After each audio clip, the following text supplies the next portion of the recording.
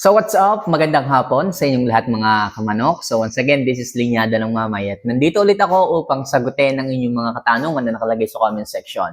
Kaya mga kamanok, tapusin niyo po sana yung ating video para po masagot ko yung inyong mga katanungan. Okay, baka mamaya yung katanungan mo pala ngayon is nandoon lang sa part na last ng video na to.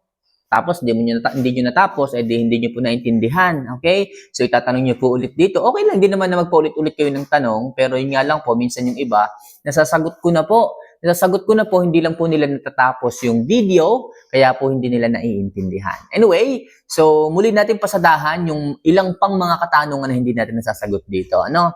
So, bago pala natin simulan to, huwag nyo lang sana kalimutan na mag-subscribe, mag-like, at syempre magtanong din po dito ng inyong mga gustong itanong. Wala akong pakialam kung newbie ka pa, baguhan, matagal na, kung ano pa man basta.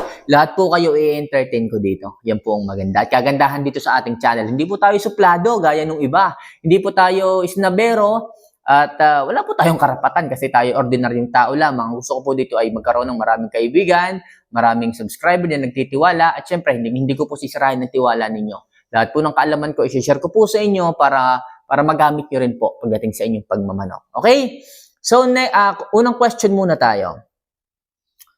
Ang unang katanungan ay galing kay Samsung A05B21. Ayan. So, idol, tanong lang po, pwede bang magtanong, ang pagbakuna, pwede bang mauna ang Gumboro vaccine sa clone B1B1 plus Lasota? Salamat sa sagot, idol. Okay? So, kung po pwede daw pong mauna na i-administer o ibigay ang Gumboro kaysa sa B1B1. Okay? Po pwede po yan, mga kamanok. So, kamanok, bakit po pwede? Kasi yung ibinigay mong programa noon, mas nauna lagi ang NCD-B1B1 kaysa sa Gumboro. Mga kamanok, yun po ay depende sa lugar. Depende po yun sa location, kung gaano kaaga tumatama o dumadapo yung bawat sakit na meron sa inyong manukan. Hindi po pwede na yung sistema ko dito sa aking lugar sa Batangas, po pwede nyo pong i-adapt dyan sa inyong lugar. Hindi po sa lahat ng pagkakataon po pwede po. May mga lugar po talaga na napapaaga o nauuna yung ganitong klase ng virus na tumatama sa ating mga alagang mga manok. Okay? Hindi po pwede na bibigay ako ng NCD-B1B1 ngayon. Kasi sabi ni Idol, yun daw ang umpisa. Pero mas nauna palang tumama yung Foulpox. Di, wala na kaagad. Yung mga sisiw ninyo, ayun, kasama na ng Foulpox, nag-abroad na rin sila pare-pareho. Sabay-sabay. Kaya mga kamanok, inyo muna pong tingnan kung ano po yung mga sakit, mga viruses, bacterias na unang lumalabas dyan sa inyong mga bakuran. Okay? So, disinfect nyo muna yung lugar ninyo. Gamit kayo ng Zonrox, ilagay nyo sa 16 na litro ng tubig, inyo munang i-spray dyan sa inyong lugar para ma-disinfect, especially yung lupa.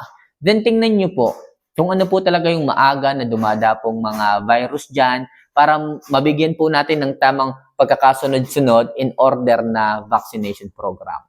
Okay? So sa katanungan ng ating isang subscriber kung po pwede raw mauna ang Gumboro vaccine kaysa sa NCD-B1B1 or sa clone B1B1, po pwede po yan depende sa inyong location, sa lugar, at kung gaano po kaaga tumatama yung mga viruses na meron dyan sa inyong lugar. So sana nasagot ko po, Idol, Samsung A05-21, yung inyong kasagutan. So next question galing kay Rebecca Navales. So idol, matanong lang, ang manok ko puti ang ipot tapos di matunawan ng kinain. Alright? So nangyayari po ito kapag po nagsuswitch ang climate. Pag sinabing nagsuswitch ang climate mula sa tag-init papunta sa tag-ulan. O kaya naman biglang iinit, biglang uulan. Pwede rin namang baliktad, vice versa. Maulan tapos biglang iinit tapos uulan. So, nagbabago po, nag-a-adjust po yung temperature o yung pakiramdam ng ating mga alaga, tinatamaan po sila ng sakit. So, pag po ganyang umiipot ng puti ang inyong mga alagang mga manok, especially yung mga tandang, baka mamaya materialis nyo pa, hindi nagtutunaw. So, magbigay po kayo dyan ng NF1. NF1 ni Excellence. So, siya po ay capsule na kulay green and white. Okay, combination po siya ng white and green. So, nasa capsule po yun. Yun po ang inyong ibibigay sa inyong mga alaga for 7 days, umaga at hapon. So, budget meal lang naman po yun. Mura lang po yun, mga kamanok. Siguro, ilalagay ko na lang din po dito sa video na to. Kung hindi pa man lumalabas ngayon, tapusin niyo po yung video para po makita po ninyo yung suplementong maaari niyo pong ibigay. Makakatulong po ito for 7 days, umaga at hapon, mga kamanok. Huwag niyo na pong pakakainin yung inyong mga alaga. Sa loob po ng 1 hanggang 3 araw, huwag niyo pong pakakainin, tubig lang po ang inyong ibigay. Okay? Then, bigyan niyo po ng NF1 umaga at hapon. Pag nakitaan niyo po ng improvement, nakita niyo po na nagtunaw na yung manok, umiipot na po, wala na pong laman yung butse, pwede po kayo magbigay ng pakonti-konting pagkain kahit mga 2 tuka lang ng manok o kaya naman po pwedeng hinog na saging, pwede po yon para lang manumbalik po yung energy ng manok. O kaya naman, Reload Plus, magbigay po kayo para po sa ganon yung electrolytes ay manumbalik. Okay, so for 7 days po tayo. Wala pong kain yung manok, tubig lang po ang ating ibibigay para po sa ganon, matunawan po muna sila bago po tayo magbigay ng pagkain. And magbibigay po tayo ng pagkain, kailangan soft feeding po tayo. Mas maganda yung mga crumbles muna, baby chick booster na inyo pong basain ng tubig. Okay? So, Idol Rebecca Navales, sana po makatulong yung simpleng kasagutan natin. So, galing kay Ruel, ito yung katanungan niya. Idol, yung parang inborn na limber neck, magagamot pa ba yun? Kasi nung day old pa lang, nakikita ko sa isa kong sisiw, ngayon ho ay 3 months old na, okay pa naman, pero ganun pa rin. Parang nag-headbang siya. Okay, pag po ganyan mga kamanok, okay, so medyo masakit mang sabihin, kailangan ini-out na po natin. So, abnormalities po ito eh. Pero kung sabi ko nga, kayo po ay backyard na willing pong alagaan yan, wala po akong magagawa kasi yan po ang gusto ninyo. Kayo po lagi magde-decide kung inyo pong i-out or hindi po yung isang manok. Pero pagdating po sa akin, yung mga ganyang mga abnormalities from inborn, yan po para sa akin ay mga rejects na po. So, ini-out na po natin, ini-eliminate na po natin. So, kung ganyan po mga kamanok, kung inborn na po siya, wala po tayong question dyan. Hanggat siya ay kumakain ng maayos, umiinom ng bitamina at binibigyan natin ng tamang suporta sa kanilang kalusugan, wala po tayong ipag-alala, wala po tayong dapat ipag-alala. Okay? So, Idol, sana po ay makatulong yung aking recommendation. Okay? So, next question tayo. Hanap muna tayo dito. Ito galing kay Potski. Ayan. So, Idol, ano kaya ang dapat gawin sa Nokis ko? Hindi nag-uubos ng patuka. Napurga ko naman na siya.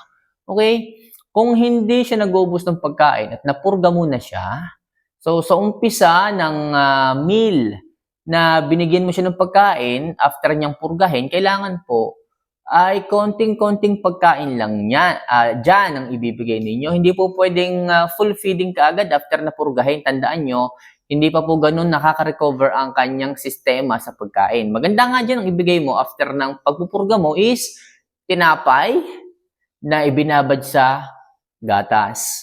Saka mo siya ibigay para sa ganon yung mga natitirang mga worms, tapeworm, gapeworm, roundworm, o kung ano pa mang parasite dyan, mailabas ng sistema ng manok para masaid po. Huwag po muna sanang pagkain, tapos baka mamaya mga kaagad, dry feeding kaagad. Huwag po muna agad bibiglain. After ng pagpupurga, mas maganda, bawasan muna ang dami ng pagkain, maganda wet feeding muna. Ang pinakamaganda, asukal, yung tinapay na naibabad sa milk or sa gatas. Para sa ganun, maalis talaga fully yung mga naiwan na mga bakterya para sa loob ng bituka ng manok. Okay? So, sa paraang yon, pag binabawasan niyo po yung dami ng pagkain, tataas po yung appetite hanggang sa bumalik po yung full appetite ng manok ninyo.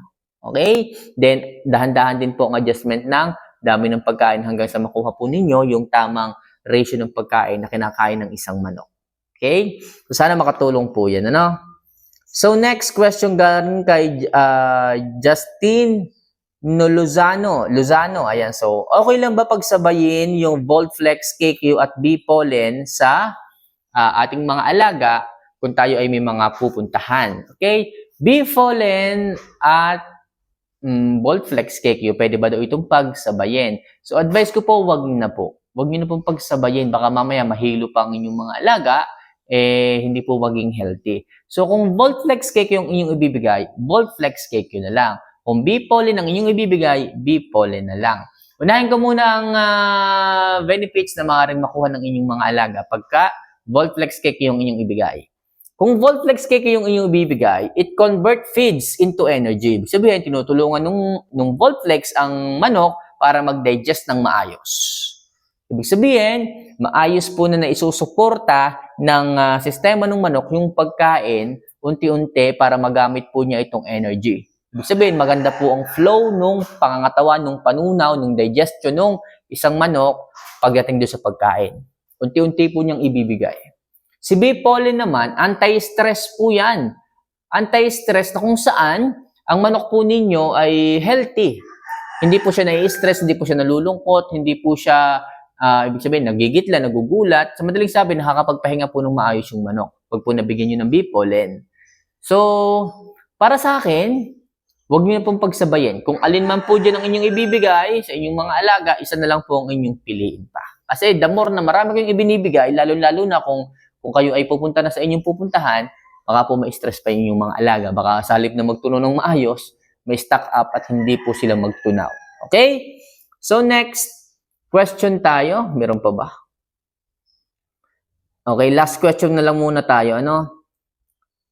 Okay, so ito galing kay Ronald Resmata. Idol, yung sisiw ko parang may almoranas. Possible po ba ito sa sisiw na 1 month old?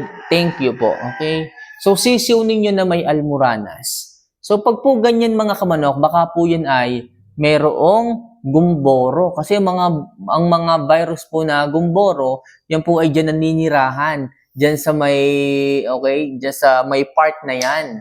Okay, diyan po nagkakaproblema para po yung kanilang mga hulihang bahagi nagkakaproblema, hindi po sila makapag-drop ng maayos, na-stress yung manok, hindi po sila makapaglabas ng waste product ng katawan, kaya po yung manok nanghihina, kaya po yung mga sisiw nakokontaminate, kaya po yung mga sisiw, bigla na lang po silang hindi kakain, kasi nga po kung pag kumain yung manok, hindi naman po nila mailalabas yung waste product, may stress po hanggang sa manghina, hanggang sa mag-abroad. So, kapag ganyan mga kamanok, lesson learned, magbigay po tayo ng gumboro vaccine. Okay? Magbigay po tayo ng gumboro vaccine para po maiwasan natin yung mga ganyang klase ng problema. So, mga kamanok, yan lang muna sa ngayon ang ating ilang mga katanungan na sasagutin. And hopefully, sana makatulong po ito sa ating mga subscribers, mga followers, viewers na nagtatanong dito. So, once again, this is Linyada ng Mamay. See you for our next vlog. Mahal ko po kayo. Paalam.